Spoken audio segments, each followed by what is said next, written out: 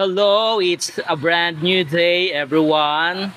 So mauna na siya no. Tungod alagyan in depth order lagi nga pangbaklason ang tanang mga dapat inugbaklas nga mga unnecessary nga mga posters and mga tarpaulins. So mauna niyata karon kita ninyo no nga ato ang literacy and numeracy corners nga ato ang giobra, ato ang gigastuhan. So, kinahanglan na natong baklason. So, for us to follow the order coming from our national, from central of the Department of Education. So, pati ang ato ang information board and bulletin board, ato usab gi baklas. Tanan nga mga tarpaulins, kanang mga safety protocols nga gipambutang nato dinha, ato usab nang gipangtangtang, ang mga in-depth corner, mga DRRM corner, mga classroom rules, unsa pa na siya, the disaster preparedness nga posters. So tanan no, panghuwaon na siya mga unnecessary, ang mga unnecessary. And wala man tay mahimo, although bisan pa man atuan ang gigastosan, atuan ang gibayaran. Even Secretary Duterte and President Marcos no gipangtangtang pod kay gusto nila ipatangtang. So even the bullying corner no. So bisan pa man kanang atuan ng gigastuhan, so wala kitay mahimo but to follow the order coming from the Department of Education Central Office. So as you can see no, bungkag na ang ato ang literacy and numeracy corner. So last month ko pa na siya na obra tungod kay mao lagi to gi-required sa division office nga mag-put up og literacy and numeracy gigastuhan, but then now ato na pong gitangtang.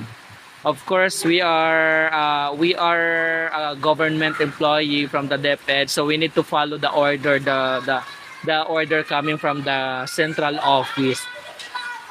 But of course, ang good news ana kay gitugutan na ta nga mag-put up og curtains sa ato ang windows. So moto automatic nagbutang dayon ko og mga curtains sa ato ang windows.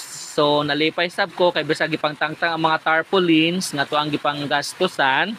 At least napulihan man sab kini og mga kortina no sa ato ang nagamit.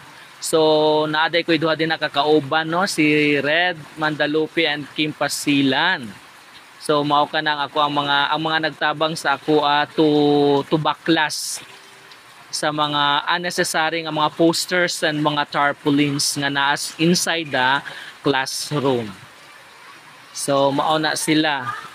Okay, so kasubo man, kakapoy man, kay gasto, ang effort to put up. But then again, wala tay mahimo but to follow the order as I have said. Okay, so atuan na siyang pulihan og cortina. So ugma na ang start sa ato ang klase, August 29, no? So kita-kits mga students, mga teachers, hopefully mag-enjoy ta og ma-enjoy na to ang ato ang first day of class sa ato ang DepEd. Mauna na siya no, gipulihan na nato og mga curtains. So instead of mga tarpaulins and mga posters.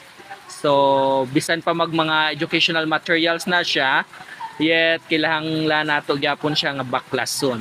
Okay?